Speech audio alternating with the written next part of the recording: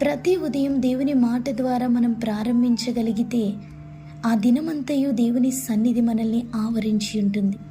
ఈ దినం దేవుడు మన కొరకు సిద్ధపరిచిన మాటను మనం చూసేద్దామా?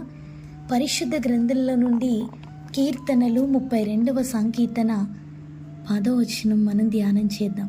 యెహోవా యందు నమ్మికయుంచు వానిని కృప ఆవరించుచున్నది.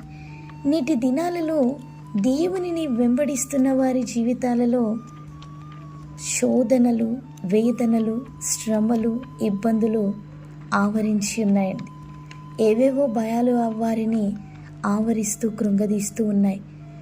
దేవుని నమ్మినటువంటి వారి జీవితాలలో దేవుడు మరి వారిని ఎలా విడిపిస్తారు అంటే, నిర్గమాకాండము 1వ అధ్యాయము 7వ వచనాన్ని మనం చూసినప్పుడు, ఇశ్రాయేలీలు బహు సంతానము గలవారై అభివృద్ధి పొంది విస్తరించి అత్యధికముగా ప్రబలిరి, వారున్న ప్రదేశము వారితో నిండి ఉండెను అని వాక్యం సెలవిస్తుంది. దేవుని ప్రజలు, వాగ్దానము చేయబడినటువంటి ఇశ్రాయేలీ ప్రజలను బట్టి దేవుడు భారాన్ని కలిగి ఉన్నారు.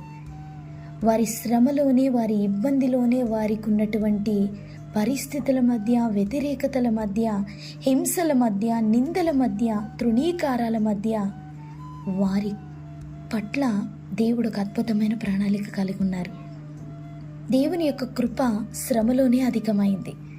ఈరోజు ఈ మాటలు వింటున్న మీ జీవితంలో కూడా దేవుని కృప మనల్ని ఆవరించి ఉంది. ఆయన కృప మనల్ని ఆవరించి ఉన్నప్పుడు మన శోధనలు మనల్ని నాశనం చేయలేవు. మన యొక్క బలహీనతలు మనల్ని మరణంలోనికి నడిపించలేవు. ఈ మాటలు విశ్వసించగలిగితే ఆయన కృప మనకి తోడుంది అనే విశ్వాసముతో మనం ముందుకు వెళ్ళగలిగితే వాక్యానుసారమైన అద్భుతాలు మన జీవితాల్లో చూస్తాం.